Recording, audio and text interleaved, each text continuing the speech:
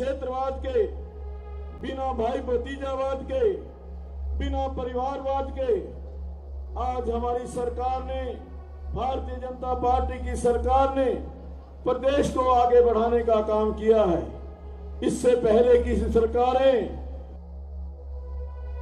क्षेत्रवाद का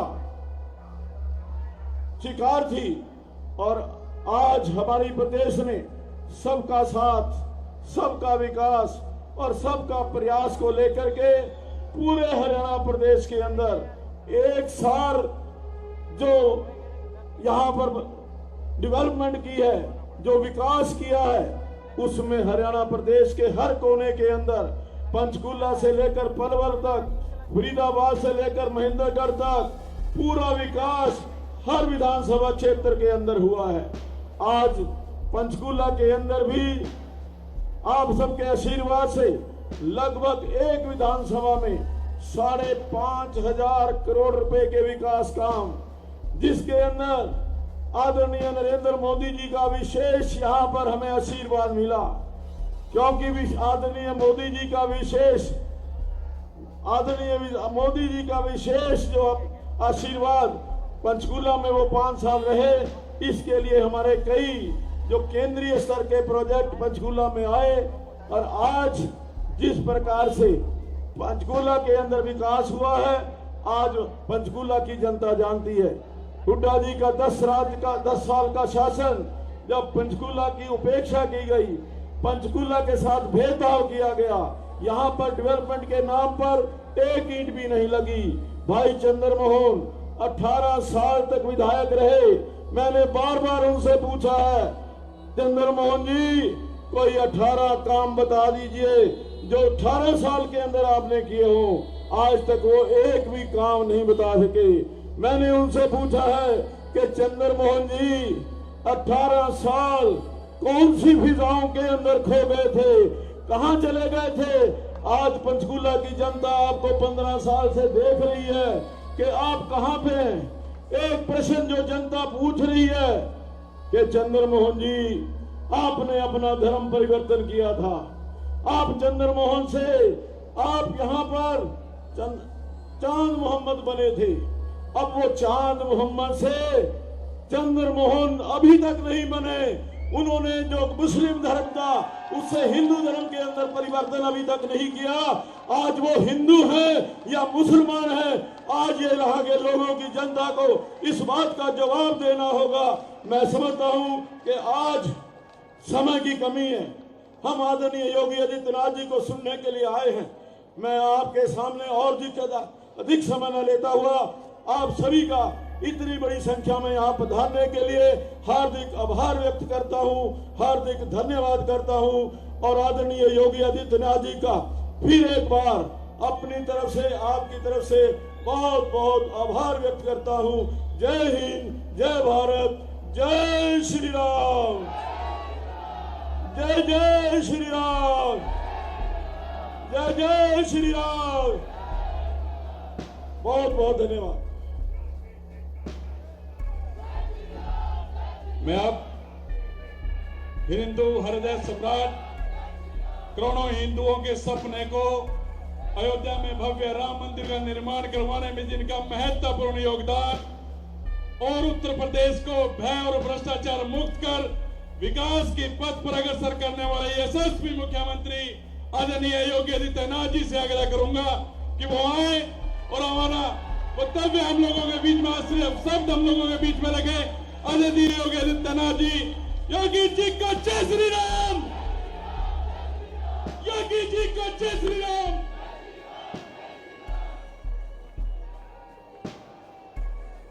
भारत माता की, भारत माता की, भारत माता की, मनसा देवी की, मनसा देवी की, मनसा देवी की कृपा भूमि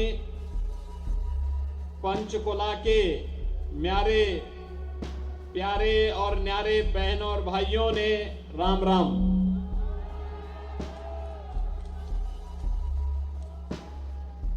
गुरुद्वारा नाड़ा साहिब जी की इस पवित्र भूमि पर शीश नवाते हुए मैं आप सबका हृदय से अभिनंदन करता हूं। बहनों और भाइयों, जैसे जैसे चुनाव की तारीख नजदीक आती जा रही है,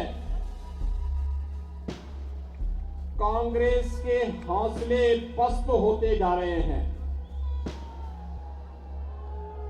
और अब उन्हें एहसास हो गया है कि हरियाणा में उनकी दाल नहीं गलने वाली है। यहां की माताओं बहनों ने एक नारा दिया है कि मेरा हरियाणा नॉन स्टॉप हरियाणा। हरियाणा का विकास ऐसे ही नॉन स्टॉप चलना चाहिए। तीसरी बार फिर से भारतीय जनता पार्टी को मौका मिले और यही आह्वान करने के लिए मैं आपके बीच आया हूं कि भरोसा दिल से भाजपा, भरोसा दिल से भाजपा। मंच पर उपस्थित हरियाणा विधानसभा के माननीय अध्यक्ष और आपके लोकप्रिय विधायक और वर्तमान में प्रत्याशी श्री ज्ञानचंद गुप्ता जी, कालका विधानसभा क्षेत्र से भारतीय जनता पार्टी की लोकप्रिय प्रत्याशी श्रीमती शक्ति रानी शर्मा जी, हिमाचल प्रदेश के हमारे पूर्व मुख्यमंत्री माननीय श्री जयराम ठाकुर जी, जिला अध्यक्ष भारतीय जनता पार्टी श्री दीपक शर्मा जी, प्रदेश उपाध्यक्ष श्री बंतो कटारिया जी, मेयर पंचकुला श्री कुलभूषण गोयल जी, प्रदेश अध्यक्ष युवा मोर्चा श्री योगेंद्र शर्मा जी, संयोजक पंचकुला विधानसभा श्री हरेंद्र मलिक जी और जिनकी आवाज ने पूरे देश और सनातन धर्मावलंबियों को अभिभूत किया, जो राम को लाए हैं, इस भजन को लोकप्रिय बना करके आम जन तक पहुंचाने वाले सुप्रसिद्ध भजन गायक श्री कन्हैया मित्तल जी, उत्तर प्रदेश सरकार के मंत्री श्री ब्रजेश सिंह जी, पंचकुला और कालका से जुड़े हुए मेरे सभी उपस्थित बहनों और भाइयों, हरियाणा विधानसभा चुनाव 5 अक्टूबर को होने जा रहा है। बहनों और भाइयों, शारदीय नवरात्रि 3 अक्टूबर से प्रारंभ हो रहा है। शारदीय नवरात्रि की तीसरी तिथि हरियाणा के भाग्य को बनाने वाली तिथि साबित होनी चाहिए। और याद रखना, जगत जननी मां भगवती लक्ष्मी वह कमल के फूल पर ही विराजमान होकर के सुख और समृद्धि की अपना अनुकंपा बरसाती है। और इसीलिए आपसे आह्वान करने के लिए मैं आया हूं। ये डबल इंजन सरकार का महत्व क्या होता है? अगर इसका महत्व देखना हो, 2 घटनाओं से आप आसानी से समझ सकते हैं। एक, अयोध्या धाम की धरती से मैं यहां पर आया हूं। अयोध्या का नाम लेते ही यहां पर सभी राम भक्तों के मुंह से जय श्री राम का नारा निकल पड़ा। बहनों और भाइयों, 5 सदी के बाद, 500 वर्षों के बाद अयोध्या में रामलला अपनी पावन जन्मभूमि पर फिर से विराजमान हो गए हैं। मैं केवल एक बात पूछना चाहता हूं अगर उत्तर प्रदेश में भारतीय जनता पार्टी की डबल इंजन की सरकार नहीं होती तो क्या ये काम हो पाता? क्या ये कांग्रेस कर पाती? क्या कांग्रेस तो कहती है राम हुए ही नहीं। ये तो राम पे विश्वास नहीं करते, ये कृष्ण पे विश्वास नहीं करते। इनको चाहिए, कहते हैं कि राम के लिए भूमि नहीं होनी चाहिए, कृष्ण के लिए भूमि नहीं होनी चाहिए, भूमि तो केवल वक्फ बोर्ड के लिए होनी चाहिए। और इसीलिए इन्होंने चांद मोहम्मद को टिकट बना करके पंचकुला को लूटने के लिए भेज दिया है। बहन और भाइयों, ये बदनसीब है कांग्रेसी लोग जो अपनी विरासत को ही भूल गए हैं। राम को ही इन्होंने भुला दिया है, कृष्ण को भुला दिया है, तो भगवान राम ने भी और भगवान कृष्ण ने भी इनकी तरफ से मुंह फेर लिया है। कहो जाओ, अपनी दुर्गति को प्राप्त हो जाओ। और इसीलिए आज मैं आपसे कहने के लिए आया हूं कि कांग्रेस को भी, देश ने भी, हरियाणा ने भी और यूपी ने भी 60 वर्ष से अधिक समय तक शासन करने का अवसर दिया था। प्रदेश में भी और केंद्र में भी उन्होंने राम जन्मभूमि की सुध नहीं ली, आपके विकास की सुध नहीं ली, आपके लोक कल्याण की सुध नहीं ली। ये केवल अपना भरते रहे, अपने परिवार के नाम पर करते रहे, बाकी किसी के नाम से इनको कोई लेना देना नहीं था। लेकिन बहन और भाइयों, जैसे ही 2014 में मोदी जी देश के प्रधानमंत्री बने, 17 में मोदी जी के आह्वान पर यूपी के अंदर सरकार बनी। अगले 2 वर्ष के अंदर, मात्र 2 वर्ष के अंदर डबल इंजन की सरकार ने 500 वर्षों की समस्या का समाधान कर दिया और अयोध्या में रामलला का विराजमान हो गया। यह है डबल इंजन सरकार की ताकत। डबल इंजन सरकार की ताकत दूसरी क्या हो सकती है?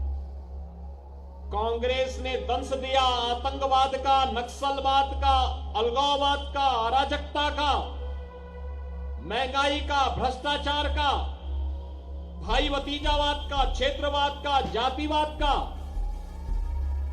भाजपा ने नारा दिया राष्ट्रवाद का। भारतीय जनता पार्टी ने कहा सबका साथ सबका विकास। भारतीय जनता पार्टी ने कहा था कश्मीर के लिए एक देश में 2 प्रधान, 2 निशान और 2 विधान नहीं चलेंगे, नहीं चलेंगे। और बहनों और भाइयों, भारतीय जनता पार्टी का जो आह्वान था, आज उस आह्वान के रूप में आप देख सकते हैं कश्मीर में धारा 370 समाप्त हो गई। कश्मीर में धारा 370 समाप्त। कल कश्मीर, जम्मू कश्मीर विधानसभा का अंतिम चरण का चुनाव है। अभी 3 दिन पहले मैं स्वयं जम्मू में था।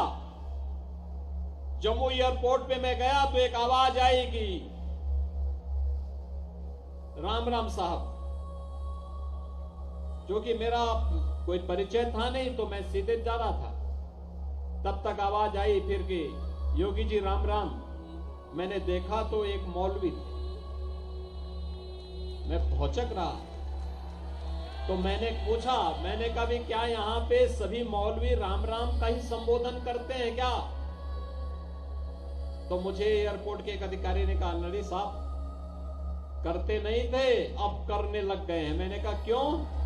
कहा ये धारा 370 को हटाने का इंपैक्ट है, और इसीलिए मैं आपसे कहने के लिए आया हूं, भारतीय जनता पार्टी जितनी मजबूत होगी, भारत उतना मजबूत होगा।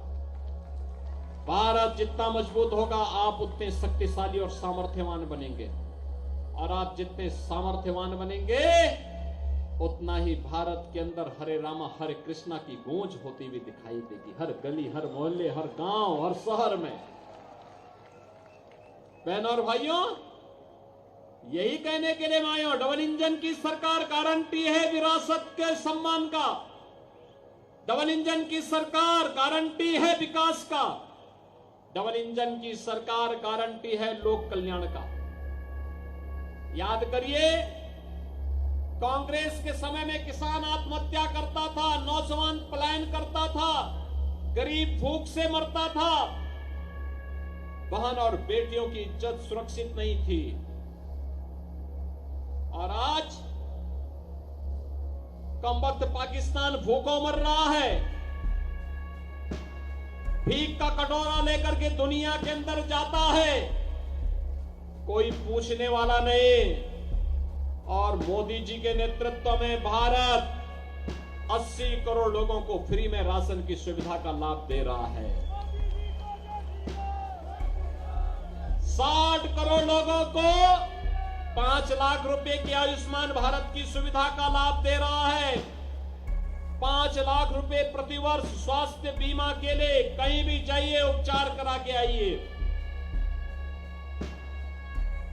12 करोड़ किसानों को किसान सम्मान निधि का लाभ, करोड़ों स्ट्रीट वेंडर को प्रधानमंत्री स्वनिधि योजना का लाभ, 10 करोड़ गरीबों के घर में रसोई गैस का सिलेंडर, 12 करोड़ गरीबों के लिए शौचालय का निर्माण और 4 करोड़ गरीबों के लिए मकान बनाने का काम ये मोदी जी के नेतृत्व में भारतीय जनता पार्टी ने किया है। बहनों और भाइयों, हाईवे 4 लेन के, 6 लेन के, 8 लेन के, 12 लेन के, मेट्रो, रैपिड रेल, बेहतरीन air connectivity, IIT, IIM, AIIMS, ये अब नई पहचान बन रही है नए भारत की। 1 डिस्ट्रिक्ट 1 मेडिकल कॉलेज, हर घर नल की योजना, ये सभी तो किसी का चेहरा देख करके नहीं, सबका साथ और सबके विकास के भाव के साथ भारतीय जनता पार्टी ने किया। बहनों और भाइयों, यहां पे हमारे पूर्वांचल से बहुत सारे लोग होंगे, वे जानते होंगे पहले जब वे काम धंधा करने के लिए आते थे, उन्हें घर की चिंता होती थी। घर की चिंता इस बात को लेके होती थी कि पता नहीं कौन घर में कब्जा कर ले, कौन जमीन पे कब्जा कर ले। लेकिन पिछले 7.5 वर्ष के अंदर उत्तर प्रदेश के अंदर जिस भी माफिया ने कहीं पे कोई कब्जा किया है तो खाली हो चुका है, स्वयं खाली हो गया। इससे पहले कि वहां बुलडोजर चलता हो, स्वयं खाली होके भाग गए। अब वहां कब्जा नहीं होता है। 7.5 वर्ष में वहां कोई दंगाई नहीं हुआ। दंगाई या तो जेल में या जहन्नुम में।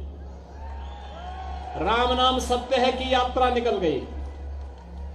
और बहनों और भाइयों, यही मैं कहने के लिए आया हूं, कार्य करने के लिए दम चाहिए और दमदार सरकार भी चाहिए। जब सरकार होगी दमदार तो कार्य होगा ईमानदारी के साथ। और वही दमदार सरकार, डबल इंजन की सरकार भारतीय जनता पार्टी केवल दे सकती है। जो लोग राम को कोसते होंगे, जो एक्सीडेंटल हिंदू हैं, वे आपके प्रति भी और देश के प्रति भी ईमानदार नहीं हो सकते, कभी नहीं हो सकते। और यही कहने के लिए मैं आया हूं, ये पंचकुला एक नई पहचान हरियाणा की है। पंचकुला विकास की धुरी बन रही है। विधानसभा अध्यक्ष के रूप में, यहां के विधायक के रूप में श्री ज्ञानचंद गुप्ता जी के नेतृत्व में विकास की धारा यहां पर बही है, मजबूती के साथ आगे बढ़ी है। बहनों और भाइयों, एक महत्वपूर्ण संवैधानिक पद पर बैठने के बाद व्यक्ति के पास जिम्मेदारी होती है और ये उस क्षेत्र के जनता जनार्दन का दायित्व बनता है कि उनके द्वारा चुना गया जनप्रतिनिधि न केवल उनकी विधानसभा के लिए बल्कि पूरे प्रदेश के लिए कार्य कर रहा है और विधानमंडल के कार्यक्रमों के साथ देश और दुनिया का भ्रमण करके अपने हरियाणा के बारे में भी लोगों को अवगत करा रहा है। और ज्ञानचंद गुप्ता जी ने यही यहां के लिए किया है। एक पहचान दी पंचकुला को। एक अभियान के साथ आगे बढ़े हैं। और इसीलिए आपका आह्वान करने के लिए मैं आया हूं, आपसे कहने के लिए कि भारतीय जनता पार्टी ने से ज्ञानचंद गुप्ता जी को फिर से अपना प्रत्याशी बनाकर के पंचकुला में उतारा है। और साथ साथ कालका विधानसभा क्षेत्र से श्रीमती शक्ति रानी शर्मा जी को भी भारतीय जनता पार्टी ने प्रत्याशी बनाकर के उतारा है। बहनों और भाइयों, अब तो नवरात्रि का तिथि भी प्रारंभ हो चुकी है। कालका जी और साथ साथ मनसा देवी, हिमाचल की सीमा ही वहां से प्रारंभ हो जाती है। इसके बाद हिमाचल तो पर्वतराज हिमाचल की पुत्री मां पार्वती सती, वहीं से भगवान शिव के साथ उनका स्वयंवर होता है। तो शक्ति की अधिष्ठात्री देवी भूमि है, तो इसलिए हमें देवी का संरक्षण और देवी का आशीर्वाद वहीं प्राप्त होना चाहिए जहां उनके भक्त हों, और भक्तों को भी इस बात को एहसास होना चाहिए विरासत और विकास की राजनीति करने वालों के साथ ही हमें खड़ा होना है। आप सहमत हैं? कमल खिलेगा, नवरात्रि में कमल खिलाने का काम करेंगे, मां लक्ष्मी का आशीर्वाद प्राप्त करने का काम करेंगे। सभी लोग सहमत हैं? मैं सबसे पहले तो आपका अभिनंदन करता हूं कि इतनी भीषण गर्मी में भी आप लोग खुले आसमान के नीचे उपस्थित होकर के, और पंचकुला की सभा तो सायंकाल 7 बजे के बाद होती थी, लेकिन शाम को 4 बजे इतनी भारी संख्या में एकत्र होकर के ज्ञानचंद गुप्ता जी के साथ अपना समर्थन देने के लिए और शक्ति रानी शर्मा जी के साथ अपना समर्थन देने के लिए एकत्र हुए हैं। तो सभी लोगों का आशीर्वाद कमल के फूल पर प्राप्त होगा। सभी लोग सहमत हैं? सभी लोग सहमत हैं? दोनों हाथ ला करके मेरे साथ बोलेंगे। फिर जहां तक मेरी आवाज जा रही है दोनों हाथ लाइए, मुट्ठी बंद करके बोलेंगे मेरे साथ, भारत माता की, भारत माता की, भारत माता की जय श्री राम, जय जय श्री राम। बहुत बहुत धन्यवाद, आभार।